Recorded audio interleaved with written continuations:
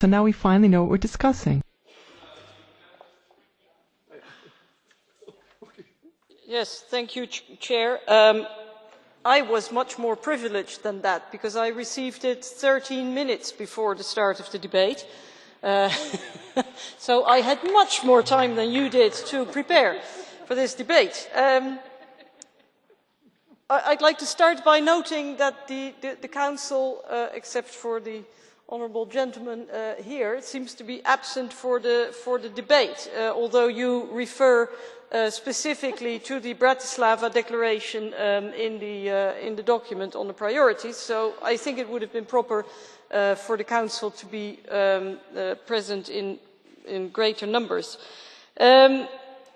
I always find this kind of debate very difficult because we talk about dossiers or files that we all find very important, and for some reason I get the feeling that most citizens don't really care a whole lot. And I commend the European Commission for trying to cut red tape, focus on the essential, etc. But I wonder if that is really what citizens are lying awake over. I mean, repealing a law for energy labels for vacuum cleaners, fine.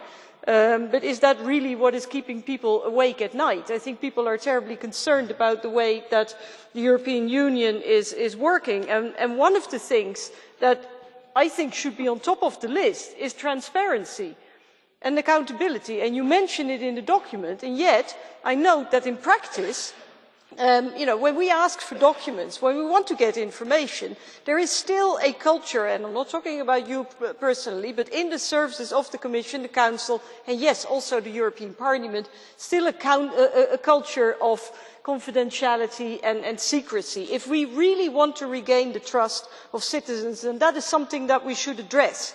And I think we should really put that on top of our list. Then secondly, better lawmaking, in my view, is not only about cutting red tape and repealing legislation that is considered unnecessary, but it also means passing legislation that will stand in court. Now, we've seen safe harbours scrapped, data retention scrapped, PNR Canada, we don't know. We see that the Council is now making all kinds of agreements with Turkey, with other countries that seem to have no basis whatsoever in the treaties. We don't know whom they're accountable to, we don't know who's exercising oversight. That is not better lawmaking, that is terrible lawmaking. It's not democratic, it's not transparent, it's not accountable. So if we really want to regain the trust, those, I think, are the issues that we should be focusing on, and that includes ourselves. We can be critical to ourselves, and that more than titles of different files. Thank you. Gracias. Señor Pimenta. Thank you. Mr. Pimenta. Senhor Presidente, a resposta... Thank you, President. Well, the response from the European institutions to the crisis in the European Union has come about on the basis of contradiction. We have to face up to the interests of our people, and we are seeing that